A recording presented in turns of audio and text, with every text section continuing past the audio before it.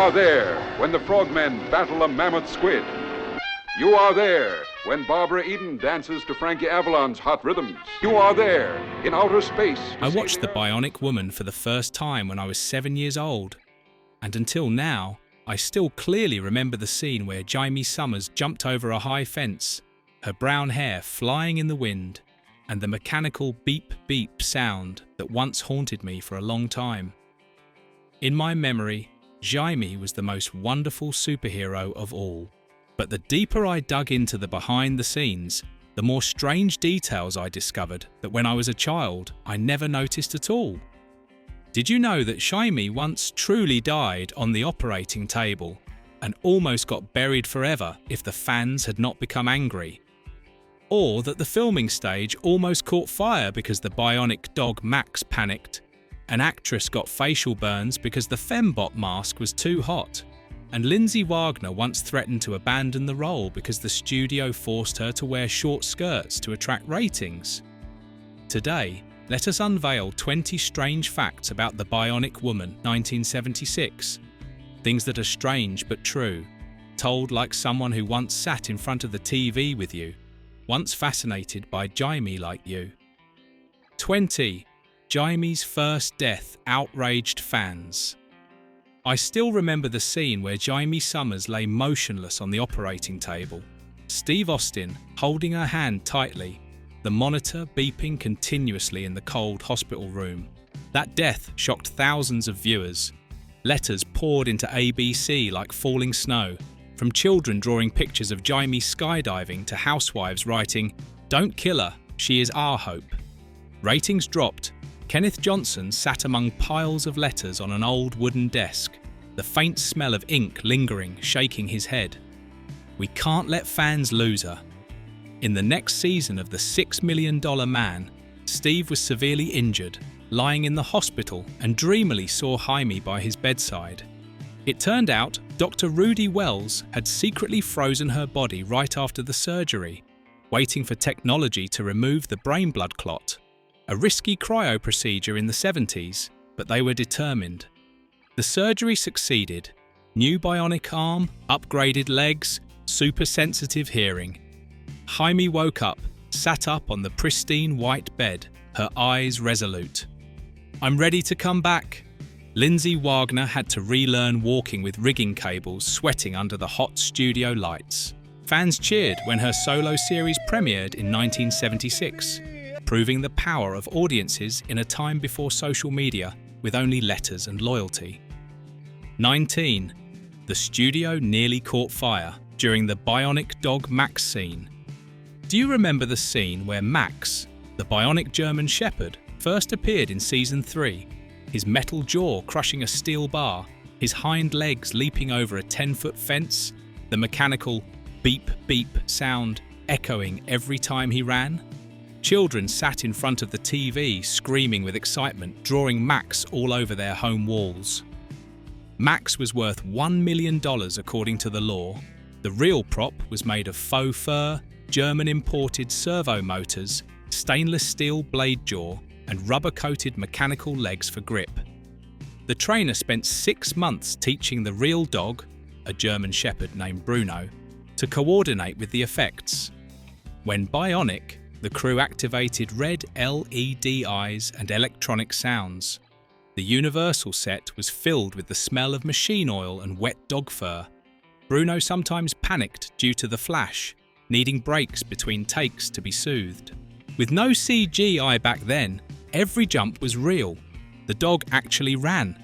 The crew used light cables to create lift, shot in slow-mo, then fast-forwarded. Fans mailed ABC hundreds of letters requesting more scenes for Max. Max wasn't just a pet, he expanded the bionic universe to animals, an idea Kenneth Johnson got when watching hunting dogs in the park. In 1978, Max became a childhood icon, kids imitating the beep-beep sound when playing with their own dogs. Behind the scenes, Bruno was rewarded with beef after every shoot, sleeping soundly in the middle of the hot-lit set. 18. Fembots once caused a female actress to suffer facial burns. If you are a fan of The Bionic Woman, you will recognize that the series actually used many fembots, robots disguised as blonde women in tight red dresses with perfect smiles to infiltrate OSI. The moment they peeled off their faces, revealing fisheye glass lenses, glowing blue circuits, and bare metal faces always haunted children.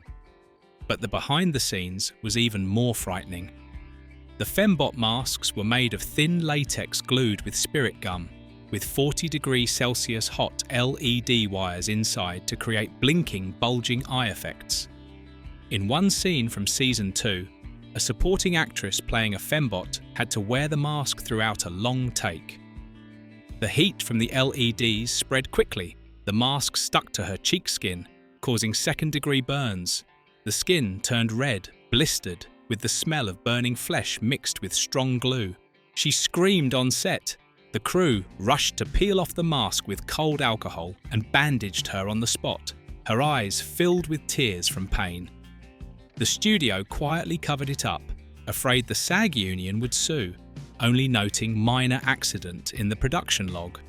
In the 1970s, special effects technology was primitive. Latex was hand-mixed. Imported LEDs ran hot, no cooling fans or protective skin gel.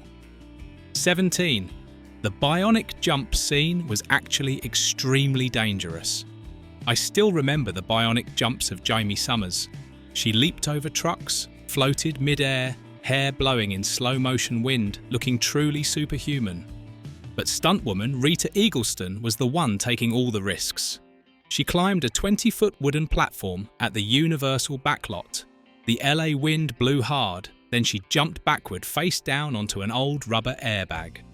The scene was filmed in 120 frames per second slow motion, then reversed to create the forward jump effect, a cheap but effective 70s technique. In one fateful take from Season 1, the airbag deflated due to a torn seam. Rita slammed her back onto the hard concrete floor. A crack sound echoed. Pain shot through her spine. She lay motionless for a few seconds, sweat pouring out. The crew rushed to carry her to the ambulance. The doctor diagnosed severe bruising in the L3 to L4 region, requiring 2 weeks of rest. The studio contract forbade disclosing the accident, only logging it as stunt delay in the production notes. At that time, there were no automatic harnesses or modern safety airbags, only hand-wrapped ropes and leaf blower inflated cushions. Rita later said that each time she climbed the platform, her heart pounded, but she still did it because Jaime had to jump beautifully. 16. Wagner once opposed scenes with short skirts to boost ratings. Can you imagine? In the mid-70s, when female-led series often had to be sexy to maintain ratings, Lindsay Wagner stood up against her own studio. Universal wanted Jaime Sommers to compete with Wonder Woman by pushing a sexier image.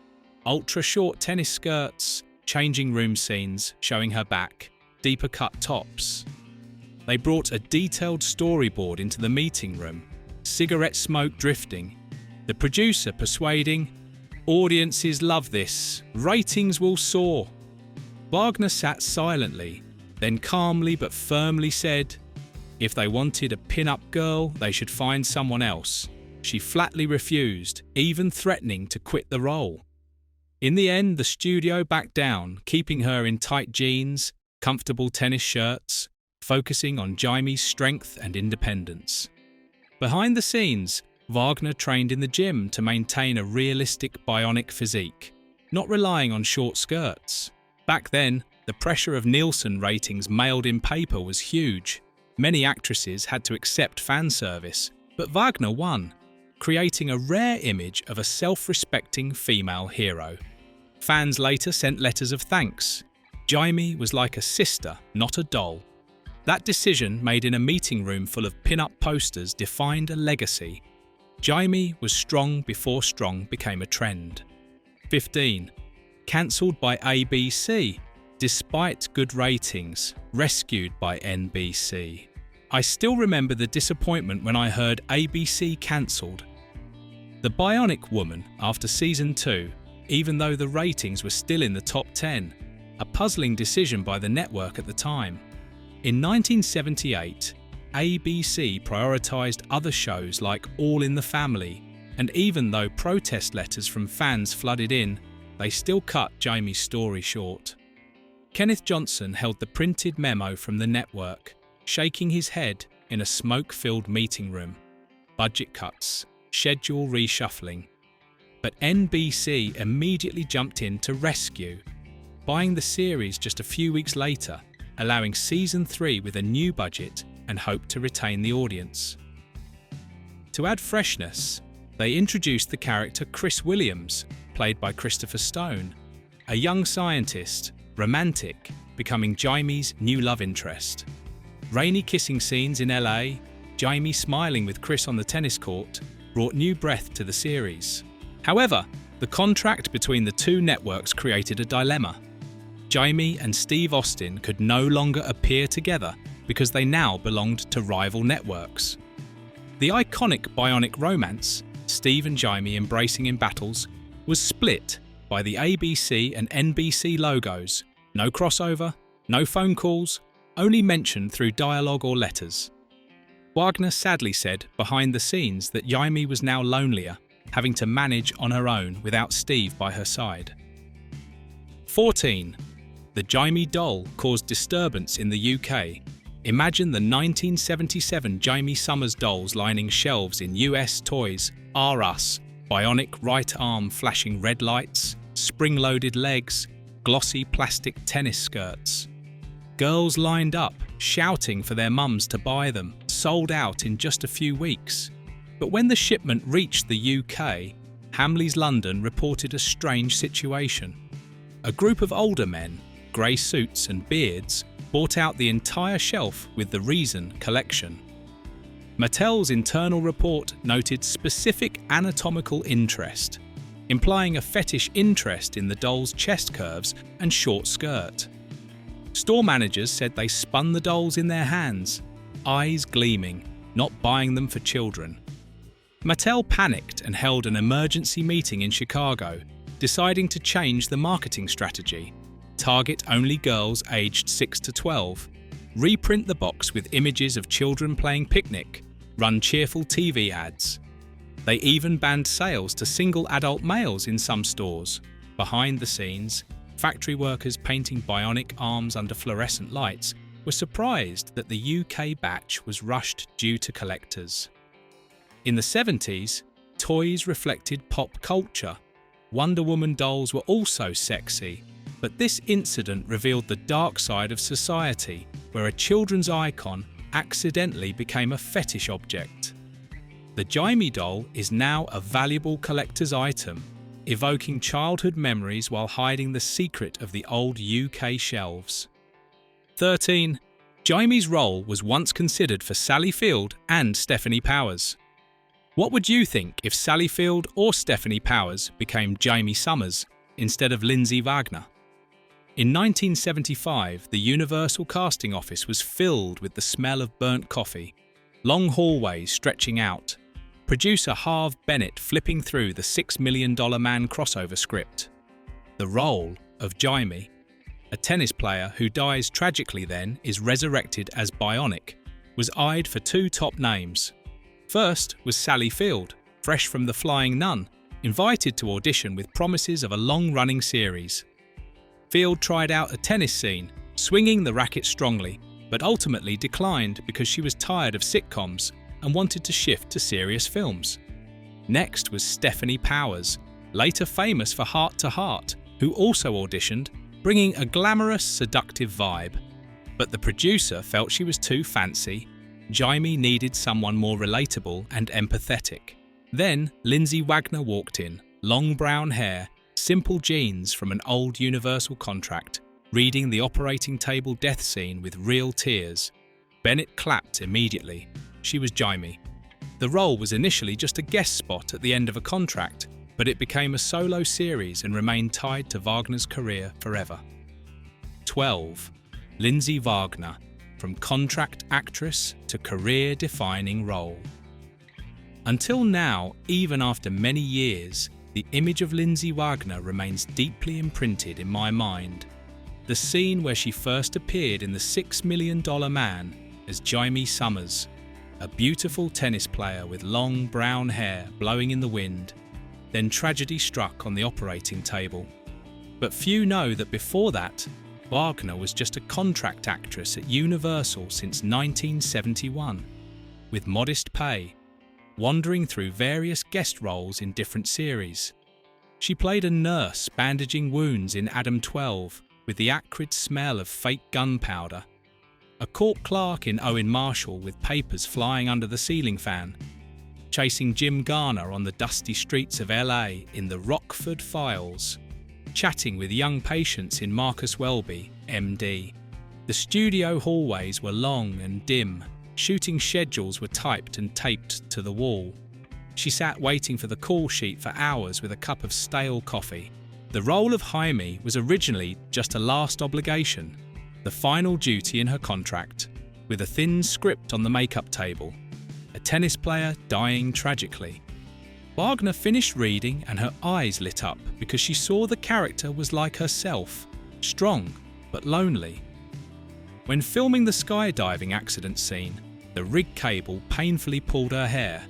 The death scene on the operating table where Steve held her and cried, her tears truly fell. From the casting waitlist, Wagner broke through into stardom, landed a $1 million new contract but still lived simply, driving an old Ford Pinto.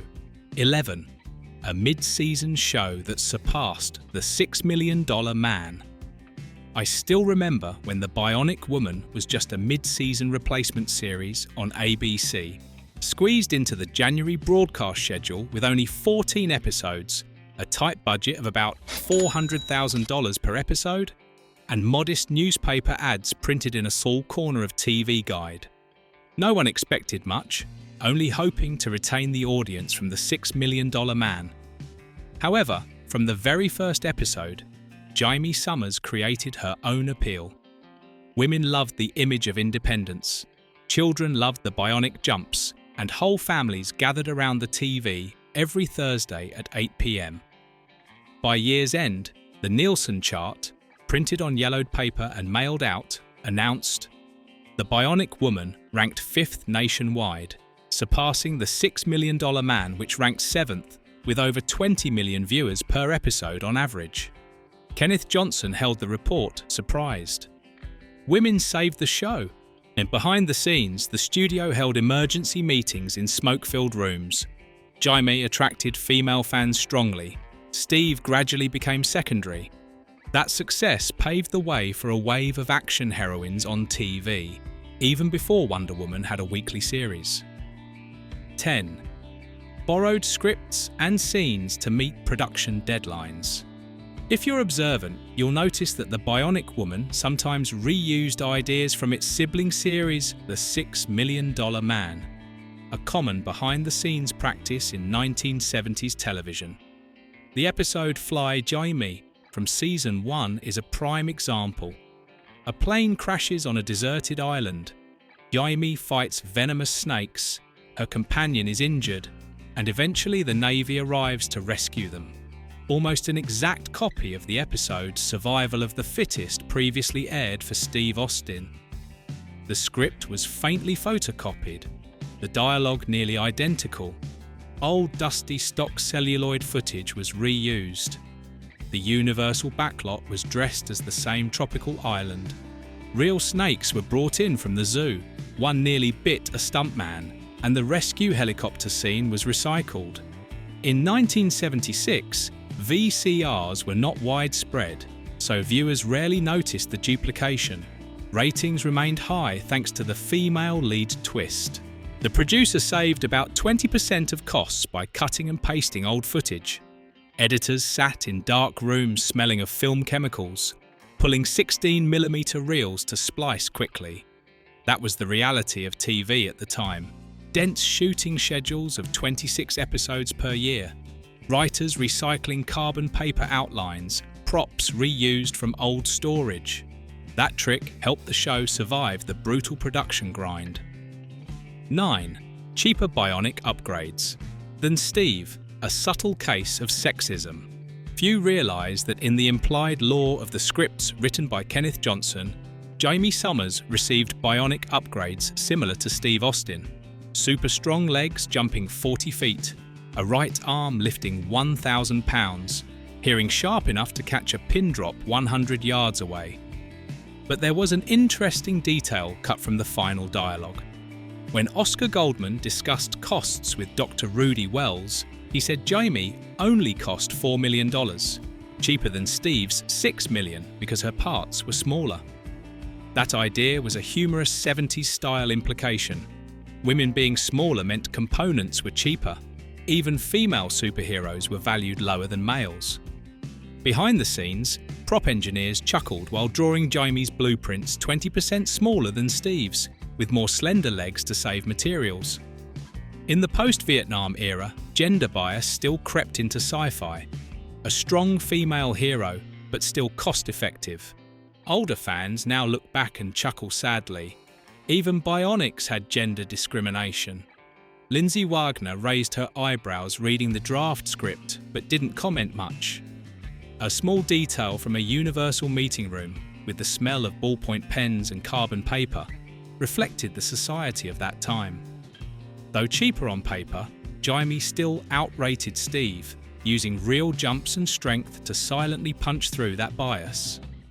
8. In Germany, Jaime became the $7 million woman. When the Bionic Woman entered the German market, viewers didn't just translate the language, but also the value of Jaime's bionic body. The title was changed to Die $7 Million Frau, roughly translated as the $7 Million Woman. This discrepancy wasn't because distributors wanted Jaime to one-up Steve Austin for fun, but simply to adjust according to the exchange rate and purchasing power of the Deutsche Mark at the time. And so, unintentionally, Jaime became the more expensive bionic version on offset printed promotional posters pasted in train stations and television bulletin boards. The big red 7 million figure blaring like a declaration of female power. To post-war German women, the image of Jaime was very fitting. Independent, intelligent, and self-reliant, not a princess waiting to be rescued. German children called her Bionic Frau and imitated the beep-beep sounds when playing outdoors. Today, old German edition posters have become collectibles, sought after at TV antique fairs, as a fascinating slice of how American pop culture was localized when crossing borders. 7. Kenneth Johnson's Bionic Rules. Limiting strength to keep the drama. Not everyone notices, but if you watch the Bionic Woman closely, you'll see Jaime is rarely too powerful. She jumps high, but doesn't fly. She can flip a car, but only with effort. That's no coincidence. Kenneth Johnson, the creative brain behind the series, required the writing room and stunt coordination team to follow a set of rules dubbed the Bionic Law. Accordingly, Jaime could only jump about 2 stories high, lift small cars but not trucks, and if she overexerted, her bionic parts would malfunction, causing pain and exhaustion like a real human. Johnson believed that an unbeatable superhero offered nothing to tell. There had to be failure, danger, and risk to keep the audience on edge. As a result, in many episodes, Jaime collapsed onto the grass, gasping for air, or held her arm in pain when parts overheated. This made children and women watching TV feel she wasn't a goddess or soulless robot, but a repaired human being who had to struggle for each victory. And it was that limitation that created the drama. 6. Fembots, faceless enemies that gave children nightmares. When I was young, I was always terrified by the fembots. Robots disguised as blonde women with tight red dresses and perfect smiles used to infiltrate OSY. They moved silently, spoke like real humans, but the moment they peeled off their faces was horror. The latex layer ripped, revealing fisheye lenses, glowing blue circuits, bare metal faces with sharp gears. Children sitting in front of the TV screamed, many cried hysterically, and parents flooded ABC with complaints saying their kids couldn't sleep. dreaming of being chased by fembots. Hundreds of letters piled on Kenneth Johnson's desk. He held an emergency meeting, reduced close-ups of eyes and servo motor buzzing sounds. Behind the scenes, actors wore 20-pound latex suits under blazing 10,000 candle power halogen lights, sweating profusely, the smell of spirit gum glue overpowering. The stunt woman manipulated the hand to stroke the wig and reveal the machinery. Each take required a break due to heat and weight. In 1970s family television, gore wasn't necessary. Fembots still touched a deep fear. Female beauty turned into soulless machinery, a cold-blooded assassin. Parents from the American South wrote letters saying it was scarier than vampires. 5. Dual role in Deadly Ringer brought home a historic Emmy. The two-part Deadly Ringer in the second season was not only the peak of the series, but also the moment Lindsay Wagner proved she was not just a pretty face with shiny bionic limbs. In this story, she played both Jaime Sommers and her clone Lisa Galloway, a fierce, ruthless, and slightly unhinged blonde version. The behind-the-scenes work was very complex. The makeup for Lisa took hours using thin silicone and strong-scented cosmetics, and the confrontation scenes had to be filmed twice, then composited using split screen on 16mm film, with each frame adjusted by hand. Wagner continuously jumped between two emotional states during filming, one soft and vulnerable, the other hard as steel. When the 1977 Emmy honored her as Outstanding Lead Actress in a Drama Series, it was the first time an actor from the sci-fi genre had won in such a serious category. For many female fans of the time, Wagner's golden statue was confirmation that women on TV weren't just there to look good, but to act, truly act. 4.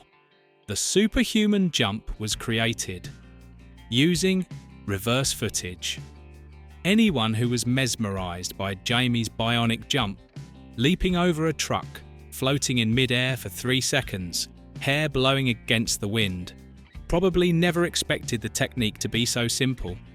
But if you walked onto the Universal set at the time, you'd find the reality to be the complete opposite. Stuntwoman Rita Eagleston was lifted onto a metal rig about 8 meters high, strapped in loosely, and jumped face first into an airbag the size of a double bed. The camera filmed at a higher frame rate than usual, and then the post-production team simply reversed the footage to turn the fall into a flight. It may sound crude, but on screen it was so smooth that children believed it was magic. Rita recalled that during her first jump, the airbag was underinflated and she landed off-shoulder in pain for a week, but still had to return the next day because Jaime hadn't jumped beautifully on film yet. The beep-beep sound and heavy breathing were added later by the sound mixer, turning a cheap manual trick into the visual signature that defined the Bionic Woman. 3. The name Jaime Sommers came from a real-life athlete. Have you ever wondered about the meaning behind the name Jaime Sommers? A name that sounds both unusual and powerful, tied to the image of the Bionic Girl. In fact, its origin came from a water sports show at SeaWorld, Florida. Standing near the whale tank, producer Kenneth Johnson watched water ski athletes rehearsing. A blonde girl, still dripping from her wetsuit, was called out over the loudspeaker, "Jaime Sommers!" Johnson immediately took note, thinking it was a name rarely heard. Short, strong, not boxed into femininity, but still gentle. When he developed the crossover script for the $6 Million Man, the name was kept unchanged. Only her profession was changed to tennis player to match the character. The fun part is, the real-life Sommers later saw the pilot episode on TV and realised she had unexpectedly become part of pop culture. She showed up at SeaWorld signing autographs for children in her wetsuit, proud that her name made it into television without costing her a cent. 2. A historic spot, second female superhero series, but surpassed Wonder Woman. Let's look back at the flow of 1970s. T-Fi. The Secrets of Isis debuted on CBS in 1975. the first series to feature a female superhero lead, a teacher who transformed into a flying hawk. But Jaime was the one who broke through. The Bionic Woman aired right at the peak of the women's rights movement in the US and was embraced by both female and male viewers.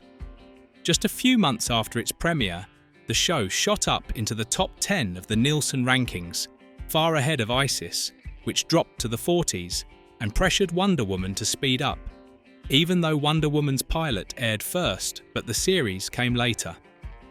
The media at the time called Jaime the more realistic female superpower role model because she had no magic, no lasso, no transformations, just technology, endurance, and independence that resonated with many young women. Letters mailed to ABC said Jaime made them believe that women could also save lives, investigate, fight, and didn't need to wait for someone to come rescue them. 1.